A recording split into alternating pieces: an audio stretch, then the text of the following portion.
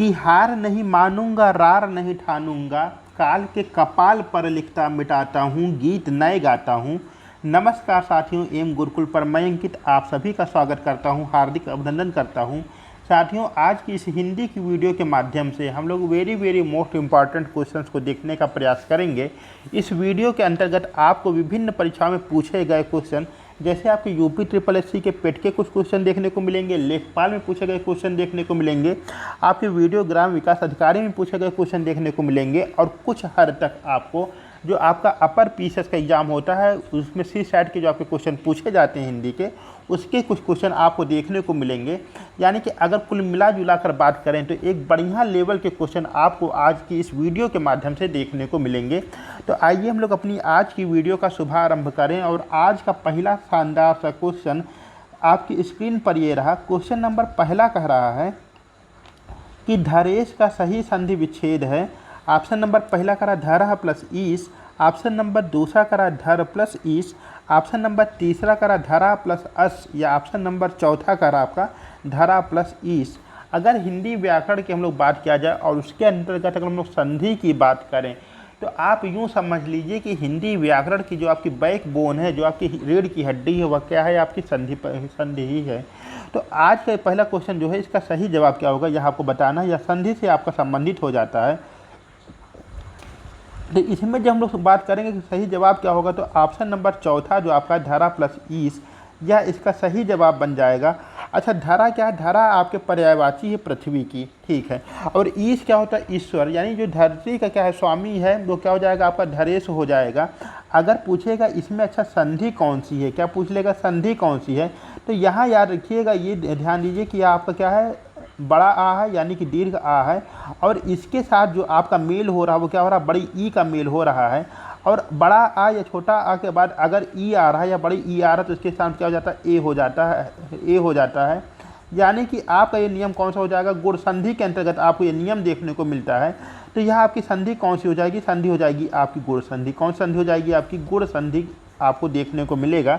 यानी कि पहला क्वेश्चन जो आपका है धरेश का सही संधि विच्छेद क्या होगा, तो आपका धरा प्लस ईस करने पर आपका क्या बन जाएगा? धरेश बन जाएगा।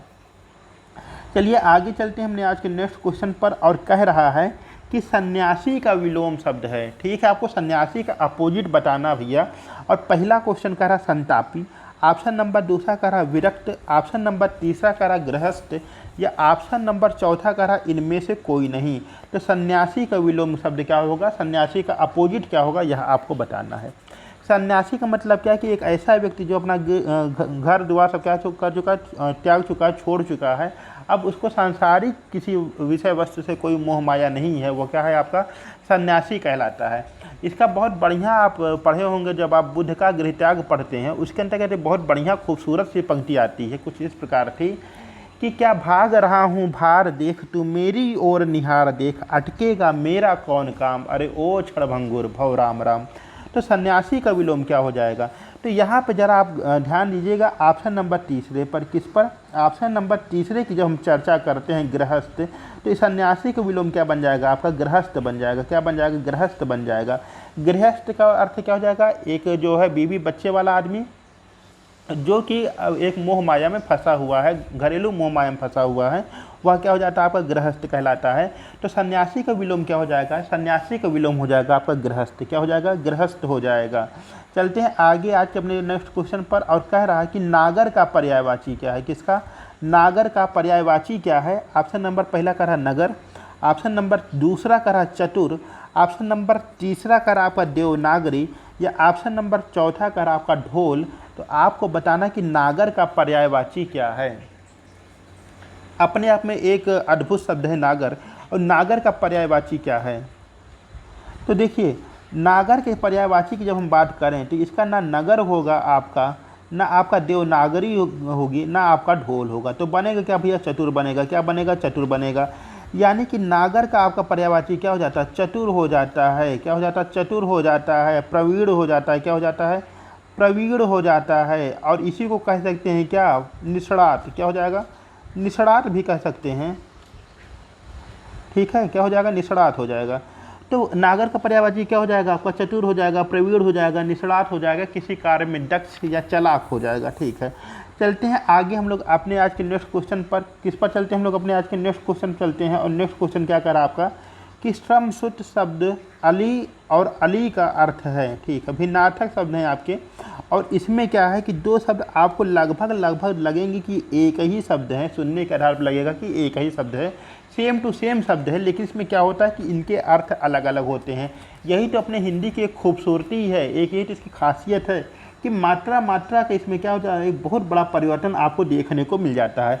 अब देखिए अली में क्या छोटी ई की मात्रा है, अली में क्या बड़ी ई की मात्रा है, लेकिन दोनों क्या सुनने में तो लग रहे हैं एक जैसे हैं, लेकिन जब इनके हम अर्थ पर ध्यान देंगे तो आपको मिलेगा कि इनके अर्थ काफ़ी आपको डिफरेंस देखने को मिलेंगे। तो पहला कह रहा आपका कंधा या हिस्सा, ऑप्शन नंबर दूसरा कह रहा भौरा या सखी, ऑप्शन नंबर तीसरा कह रहा है कि दमन और दामन, ऑप्शन नंबर चौथा कह रहा है दर्शन और दर्शन। तो अली और अली का अर्थ क्या होगा? तो देखिए भैया क्या देखना है इसमें, देखना ये है जो आ और लाम छोटी ई की मात्रा हो जाती है अली, अली का मतलब क्या हो जाता है आपका भौरा हो जाता है, क्या हो जाता है भौरा हो जाता है, और अली का मतलब होता है सखी, क्या हो जाता है सखी हो जाता है। इस तरह ऑप्शन नंबर दूसरा हमारा करेक्ट हो जाएगा जवाब इसका कि भौरे ने खिलाया फूल, फूल को ले गया राजकुमार। तो समशुद्ध भिन्नार्थक शब्द आपका अली, अली का अर्थ है, तो भौरा और सखी इसका सही जवाब हो जाएगा। चलते हैं आगे हम लोग अपने आज के नेक्स्ट क्वेश्चन पर, और वो कह रहा कि कोल्हू का बैल होना मुहावरे का सही अर्थ आपको बताना है कि कोल्हू का बैल होना मुहावरे का सही अर्थ क्या है।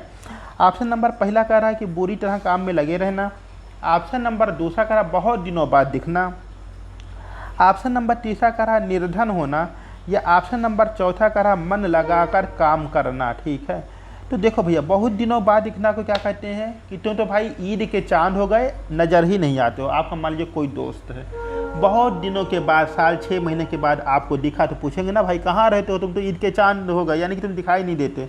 तो कोल्हू का बैल होना मुहावरे का अर्थ क्या हो जाएगा? बुरी तरह काम में लगे रहना। क्या हो जाएगा? बुरी तरीके से काम में लगे रहना। क्या हो जाएगा? बुरी तरीके से काम में लगे रहना, यानी ऑप्शन नंबर पहला यहाँ पर आपका करेक्ट आंसर बनने वाला है, जो कि आपका सही हो जाएगा। ठीक है, चलते हैं आगे हम लोग, और आज का नेक्स्ट क्वेश्चन क्या कह रहा है कि यथाशक्ति में समास है। किसमें यथाशक्ति में समास है?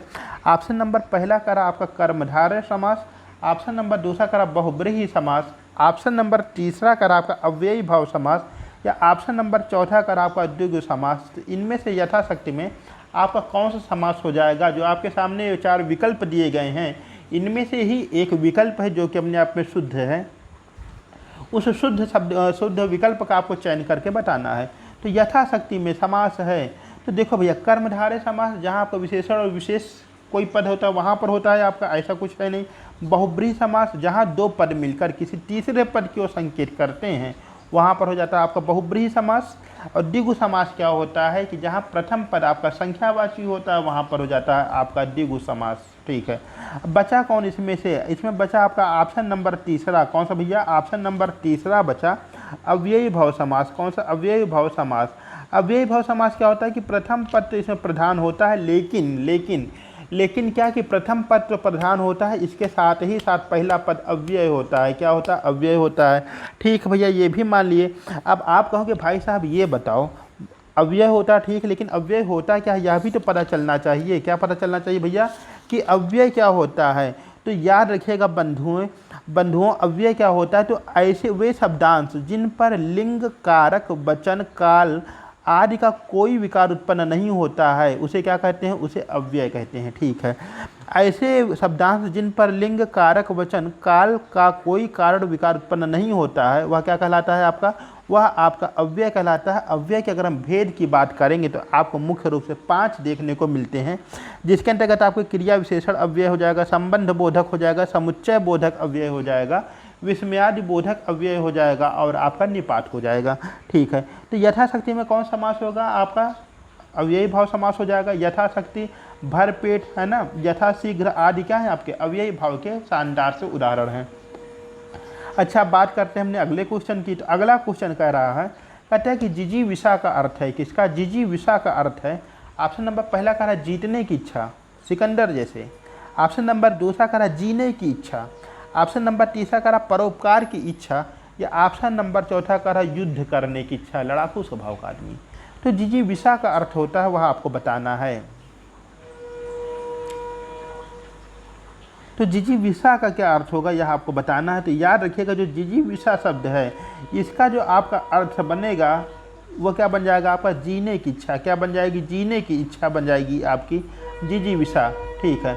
अगर युद्ध की इच्छा की बात करें कि युद्ध की इच्छा क्या कहलाती है, तो युद्ध की इच्छा आपकी कहलाती है युयुत्सु। क्या कहलाती है आपकी? युयुत्सु कहलाती है आपकी।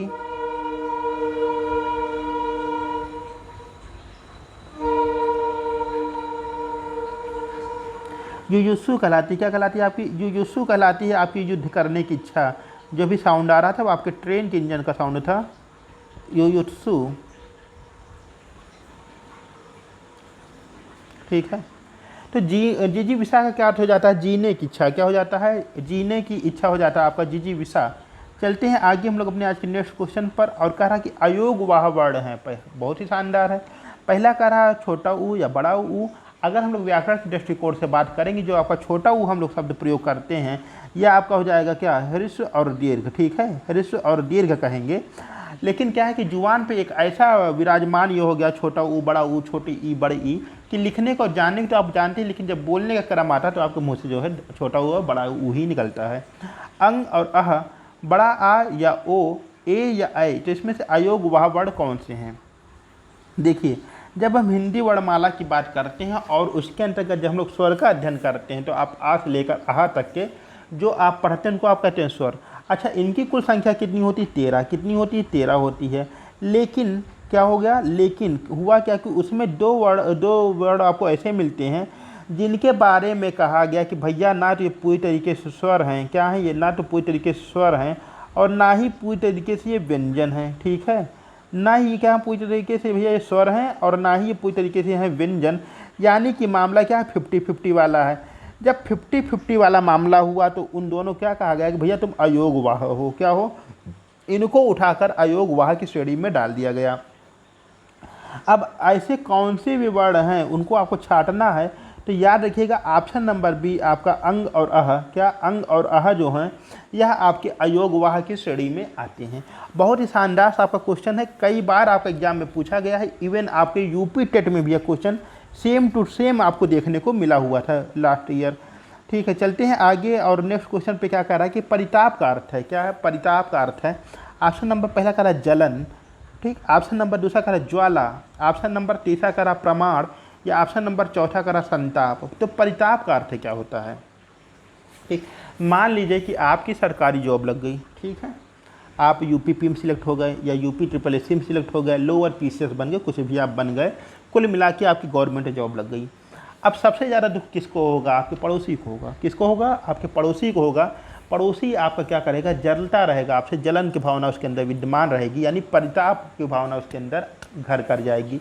तो परिताप का अर्थ क्या होता है? परिताप का अर्थ होता है आपका जलन। क्या होता है? जलन। तो यानी कि ऑप्शन नंबर पहला हमारा क्या हो जाएगा? यहाँ पर करेक्ट जवाब बन जाएगा कि परिताप का अर्थ होता है जलन। चलते हैं आगे अपने आज के नेक्स्ट क्वेश्चन पर। और कह रहा जगदीश में संधि है। कौन सा? जगदीश में संधि है, बहुत बढ़िया चीज़ है ये।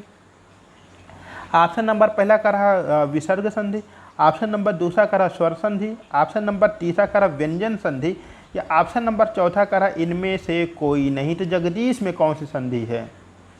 कि मणि खोए भुजंग सिजन्नी फंसा पटक रही थी शीश। मणि खोए भुजंग सिजन्नी फंसा पटक रही थी शीश। अरे अंधी आज बनाकर मुझको क्या न्याय किया तूने जगदीश। तो जगदीश में कौन सी संधि यह आपको बताना है। तो आप भैया एक काम करते हैं, पहले हम लोग जगदीश का संधि विच्छेद ही कर लेते हैं। क्या कर लेते हैं? जगदीश का हम लोग संधि विच्छेद कर लेते हैं। बहुत ही ध्यान समझिएगा, जगदीश का जब हम लोग संधि विच्छेद करेंगे तो भैया क्या बन जाएगा? जगत। क्या बन जाएगा? जगत, है ना, जगत। और प्लस ईस करने पे क्या बन जाता है? आप मिल जाता है हमको जगदीश मिल जाता है। क्या मिल जाता है? जगदीश मिल जाता है। यानी जगत प्लस ईस करते हैं तो मिल जाता है हमको क्या? जगदीश मिल जाता है। ठीक है, अब देखिए ता क्या होगा, बाद में जाके दा में बदल जाएगा। ये आपका हो जाएगा व्यंजन संधि के अंतर्गत देखने को मिलता है। यानी ऑप्शन नंबर हमारा तीसरा जो हो जाएगा हवा करेक्ट जवाब इसका हो जाएगा। तो जगदीश में आपकी कौन सा संधि है? यह आपकी व्यंजन संधि के रूप में देखने को मिलेगा, जगदीश। ठीक है, चलते हैं आगे हम लोग अपने आज के नेक्स्ट क्वेश्चन पर। और इसी साथ ही साथियों, चैनल पर नए चैनल को सब्सक्राइब अवश्य करिएगा। और साथ ही साथ वीडियो को आप लोग लाइक भी अवश्य करिएगा। अगला क्वेश्चन आपका कह रहा है कि मसड़ शब्द का विलोम है, ठीक है, अपोजिट बताना है आपको। ठीक, पहला करा सुकुमार, ऑप्शन नंबर दूसरा करा चिक्कड़, ऑप्शन नंबर तीसरा करा रुच, या ऑप्शन नंबर चौथा करा असिड़। तो मृषण शब्द का विलोम क्या होता है?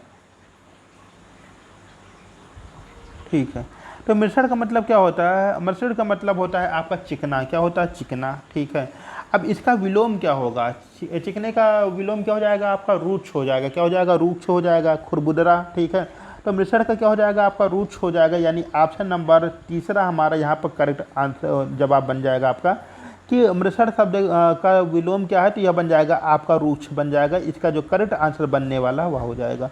चलते हम लोग अपने आज के नेक्स्ट क्वेश्चन पर, और अगला क्वेश्चन कह रहा है कि अपने अपने अजनबी उपन्यास के लेखक हैं। ठीक है, सब पूछेंगे आप कैसे हैं जब तक आपकी जेब में पैसे हैं। ठीक, तो पूछ रहा कि भैया अपने अपने अजनबी जो हैं इसके जो लेखक हैं वे कौन हैं? ऑप्शन नंबर पहला कह रहा आपका नागार्जुन, ऑप्शन नंबर दूसरा कह रहा आपका अज्ञेय, या ऑप्शन नंबर तीसरा कह रहा सुदामा पांडे, या ऑप्शन नंबर चौथा कह रहा आपका जयशंकर प्रसाद जी। ठीक, सुदामा पांडे का उपनाम क्या था? धूमिल नाम था। क्या नाम था? धूमिल नाम से अपने साहित्य रचना किया करते थे। अगर सुदामा पांडे जी की बात किया जाए तो बंद अंधेरे कमरे, संसद से सड़क तक, ठीक, कल सुनना मुझे आदि किसकी थी? सुदामा पांडे जी की थी। अगर जयशंकर प्रसाद जी की बात किया जाए तो आंसू, कामायनी, लहर जैसे साहित्य देखने को मिलेंगे।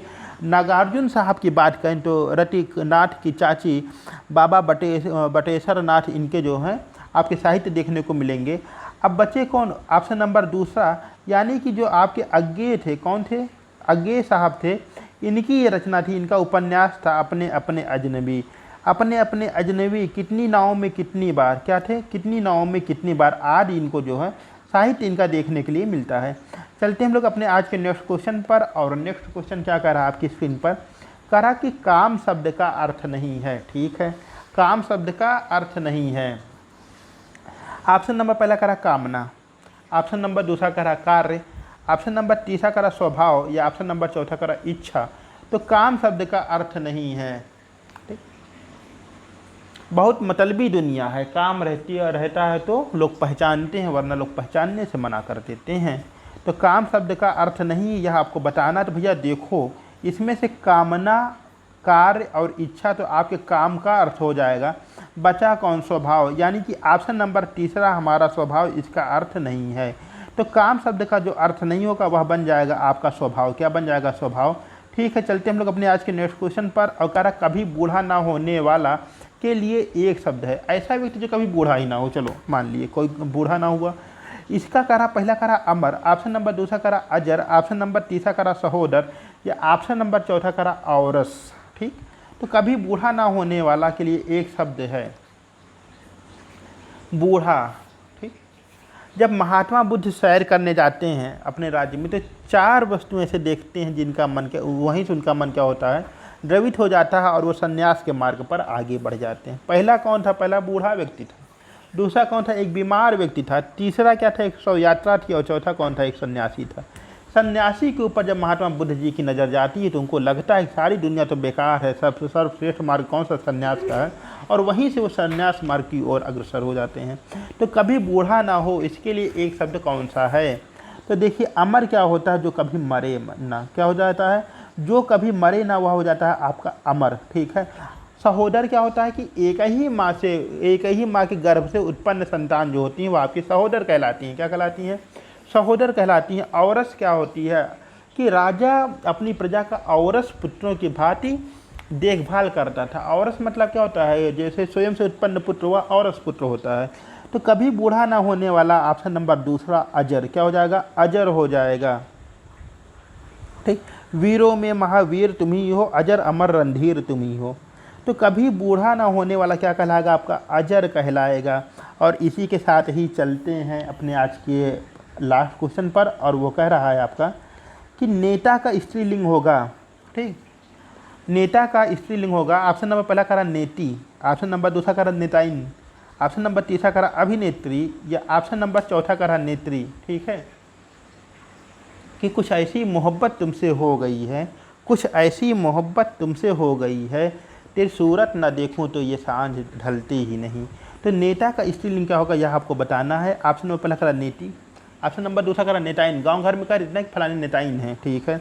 अभिनेत्री और नेत्री, तो अभिनेत्री और नेत्री में समझिएगा जो जिनको हम लोग क्या कहते हैं, जो फिल्मों में काम करती हैं महिला, जिसको हम लोग हीरोइन कहते हैं, एक्ट्रेस कहते हैं मॉडर्न युग में, वो होती हैं अभिनेत्री। क्या कहलाती हैं? अभिनेत्री कहलाती हैं। और जो लीडरशिप महिला करती है वो कहलाती है आपकी नेत्री। क्या कहलाती है? नेत्री कहलाती है। यानी ऑप्शन नंबर चौथा यहाँ पर आपका करेक्ट आंसर बन जाएगा। इस तरह से आज हम लोग इस वीडियो के माध्यम से वेरी मोस्ट इम्पॉर्टेंट क्वेश्चंस को देखने का प्रयास किए हैं। उम्मीद करता हूँ कि वीडियो आप सभी को पसंद आई होगी, और चैनल पर नए हैं चैनल को सब्सक्राइब भी अवश्य करेंगे। मिलते हैं अपनी अगली वीडियो में, तब तक के लिए नमस्कार, अपना ध्यान रखिएगा, टाटा बाय बाय।